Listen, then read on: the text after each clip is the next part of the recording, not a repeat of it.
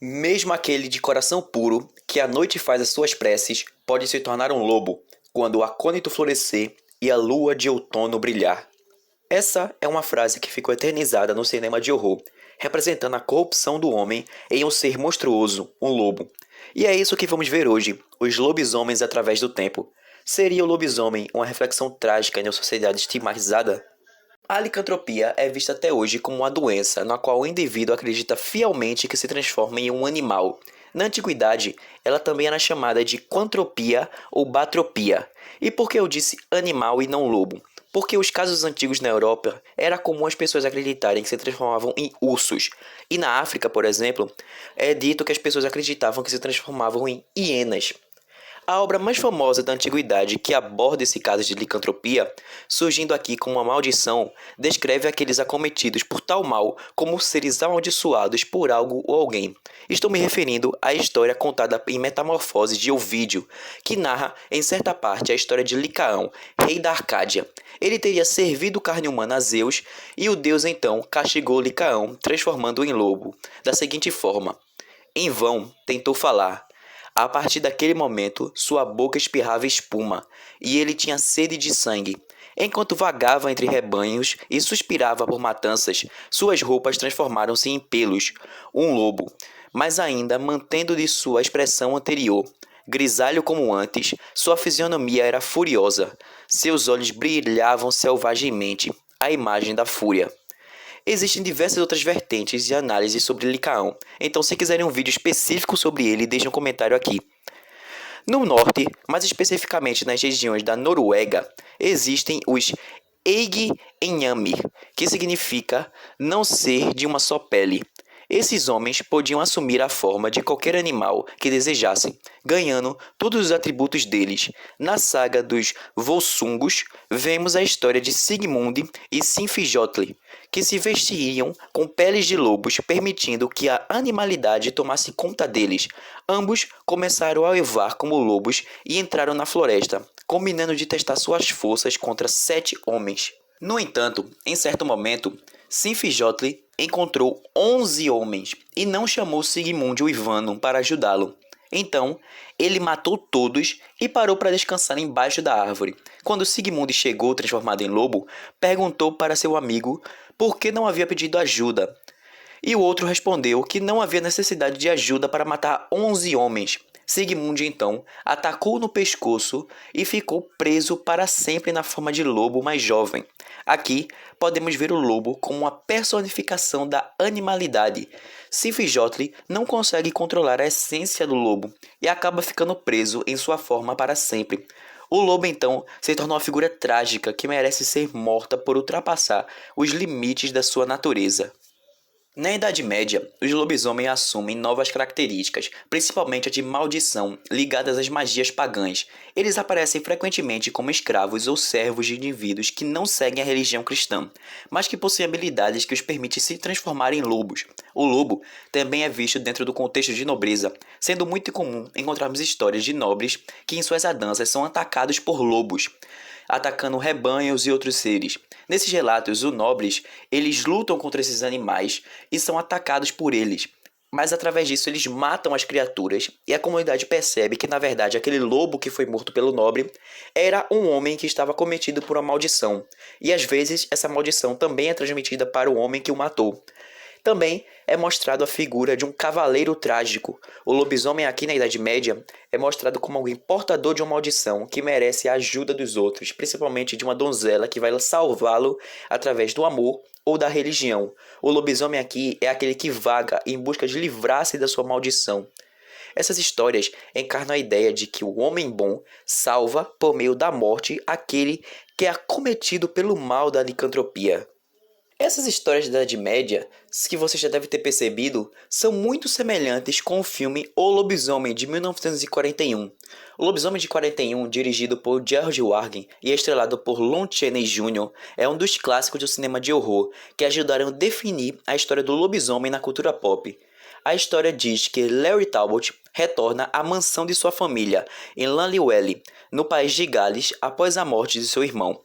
Apesar da sua ausência, Larry busca se reconciliar com seu pai, Sir John Talbot, e se restabelecer na comunidade. Logo após sua chegada, Larry se depara com Gen Golif, uma jovem que trabalha na loja de antiguidades local.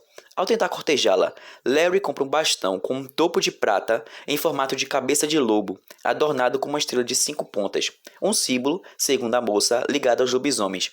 Quando Larry convida para um passeio noturno, Gwen leva junto sua amiga Jenny.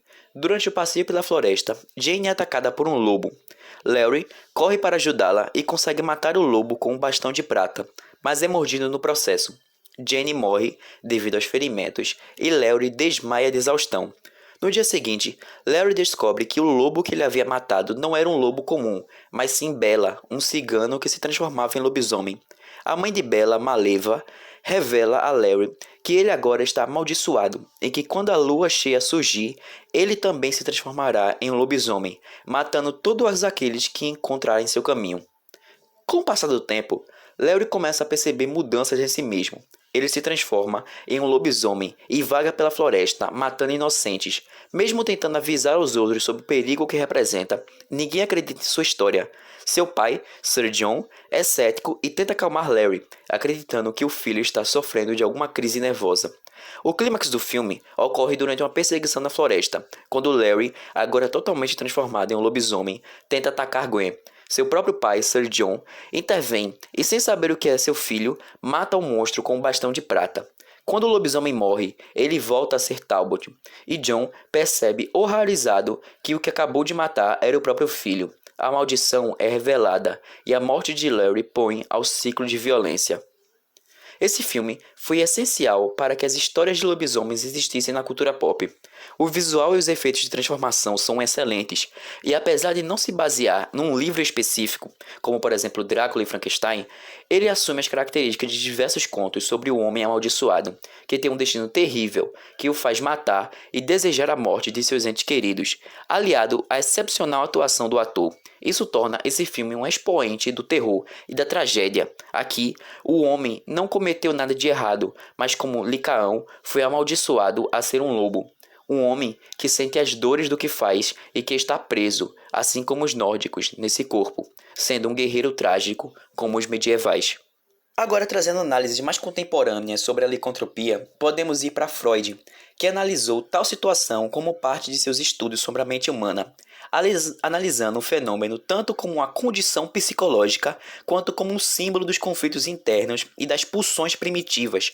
A licantropia, na perspectiva freudiana, pode ser vista como uma manifestação do retorno do reprimido, onde desejos e impulsos inconscientes são projetados de maneira descontrolada. Em sua análise, Freud discute a licantropia como uma forma de delírio animal, onde o indivíduo acredita ter transformado em um animal, frequentemente um lobo ou um cão. Ele sugeriu que essa transformação poderia estar ligado a complexos inconscientes, como o complexo de Édipo, e a desejos infantis reprimidos. Por exemplo, a agressividade do lobisomem e a sua natureza predatória pode simbolizar a irrupção das pulsões destrutivas e sexuais que foram suprimidas durante o desenvolvimento psicossocial do indivíduo. Freud também relacionou a licantropia com a regressão a estágios anteriores do desenvolvimento humano, nos quais o comportamento instintivo e bestial não era regulado pela civilidade e pela moralidade. Esse fenômeno é um retorno à fase pré-edípica, onde a distinção entre o eu e o outro ainda não está totalmente estabelecida. A transformação em lobo nesse contexto simboliza uma fusão com o lado animalesco e a perda dos limites que definem a identidade do sujeito. Agora, indo para o contrato social, podemos resgatar Rousseau, em que os seus conceitos sobre a natureza humana e a animalidade têm profunda relevância para a compreensão do tema. Em discursos sobre a origem e os fundamentos da desigualdade entre os homens, Rousseau propôs a ideia de que o ser humano, em seu estado de natureza, é essencialmente bom e apenas se torna corrupto ao ingressar na sociedade. Então, o lobo aqui não é necessariamente algo ruim. O lobo é um animal. É o retorno à animalidade da humanidade. Então, pensando assim, um cachorro, quando mata um esquilo, ele não é mau, ele é apenas um cachorro. Mas dentro de uma sociedade, o cachorro passa a ser ruim. Logo, o lobisomem representa uma crítica e um rompimento das amarras de uma sociedade que nos controla. Fechando esses pensadores, nós podemos ir para Nietzsche, nas suas obras como Assim Falou Zaratustra e Além do Bem e do Mal, Nietzsche explora a tensão entre o humano e o bestial, discutindo como o homem deve superar sua própria natureza para alcançar um estado superior de existência. O lobisomem, na perspectiva nietzschiana, pode ser lido como um símbolo da luta entre o apolíneo, que é a racionalidade, e o dionisíaco, que é o caos, que são os instintos animais. A transformação bestial sugere uma quebra da ordem estabelecida e uma rendição ao lado dionisíaco, que busca a liberação dos instintos e uma reconexão com a natureza primal. A metamorfose em lobo é uma alegoria para o processo da autossuperação, onde o ser humano deve confrontar e aceitar seu lado sombrio e animalesco para poder superá-lo. Na atualidade, o lobisomem simboliza a luta interna do ser humano com a identidade e a tensão entre a autoimagem e a força inconsciente que nos moldam. Ele se torna um reflexo das crises existenciais, especialmente quando confrontamos aspectos de nós mesmos que preferimos ignorar ou reprimir. A transformação em lobisomem nesse contexto é um processo doloroso de autoconhecimento.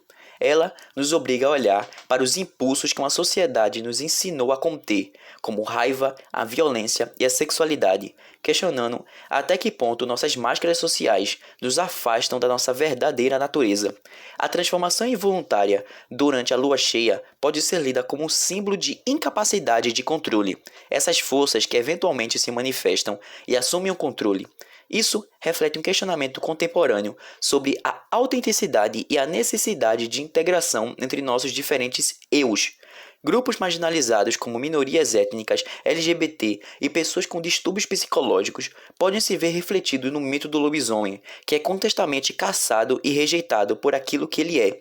O monstro se torna um símbolo de resistência e dor, representando a experiência de ser forçado a esconder a própria identidade e viver à margem da sociedade. Assim, o lobisomem contemporâneo é apenas uma criatura aterrorizante, mas também um ser trágico, cuja monstruosidade é um reflexo da intolerância e dos estigmas sociais. E por hoje é só. Se tenham gostado, não esqueça de deixar o like e siga o canal. Deixe comentários, podemos abordar lobisomens em outras vertentes também, que é um assunto que eu gosto bastante e podemos ter vários vídeos sobre isso. As referências estão aqui na descrição e principalmente um livro que eu usei bastante para pesquisar sobre lobisomem foi Lobisomem, um tratado sobre casos de licantropia. E também não esqueçam de ver os outros vídeos aqui do canal, tá passando aqui de fundo agora. Até a próxima.